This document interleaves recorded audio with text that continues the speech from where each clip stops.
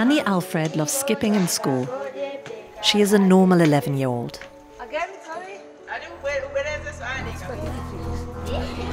But she and others like her are a target in a bizarre criminal enterprise.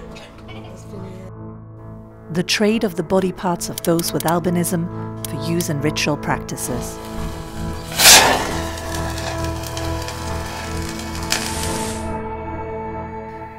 Annie starts her day like many others. She wakes up, does her chores, and goes to school.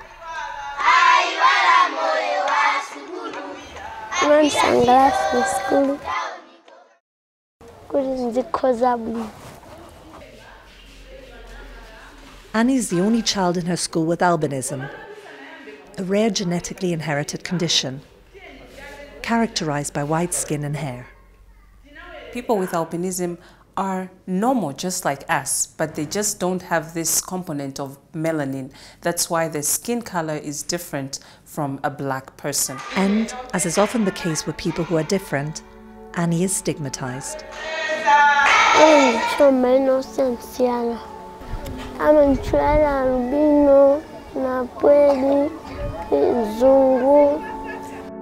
It's not just Annie who is the target of abuse, it's anyone with albinism.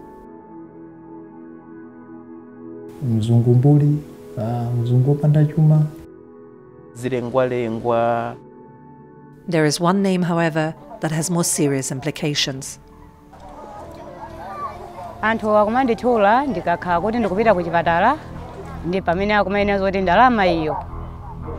Of recent, we are also being called money, because they say that a person with albinism, their body parts would always bring fortunes in their business.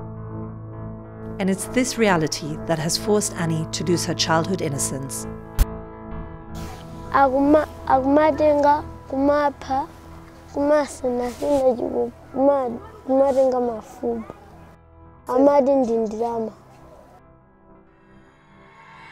This belief has led to some of the most shocking, violent, and most premeditated of crimes. There were at least 45 crimes in 2015 alone, and at least 18 people killed since November 2014. One of those was Edna's twin son.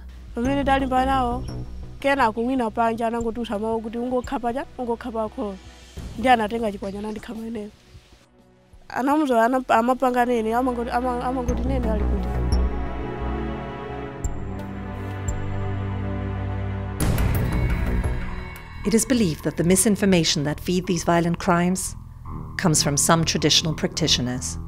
Those people who are telling people that body parts of persons with albinism do bring fortune are the herbalists and the witches.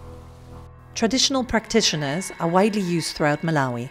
Amene amaziwa kuti ufiti uliko, mwina aita kukhala hafu ya ziko. Ambiri amakhulupirira kuti ufiti uliko. Zinthu kuti ziyende bwino pakufunika mafupa a munthu wina kapena sisi la munthu wina. Timagwirisa ntchito mitengo. Anthu ena ndi amene ngati amene akusowa ndi amene timafuna kuti tizathandiza matenda osiyana-siyana osati kuwaphaswe. Thanks to protest and media pressure, there is a growing awareness of the issue in Malawi. Organize these demonstrations to show our anger to parliamentarians that they are not doing enough. And, to its credit, the government has responded by sharply increasing the deterrent for the crimes and by going on its own awareness-raising programs. But it's not enough. Ultimately, people like Annie still live in constant fear. An animal like a rhino or an elephant is better protected here in Malawi than a person with albinism. Poor housing, lack of security in schools, and the limitations of the law in rural areas are all contributing factors.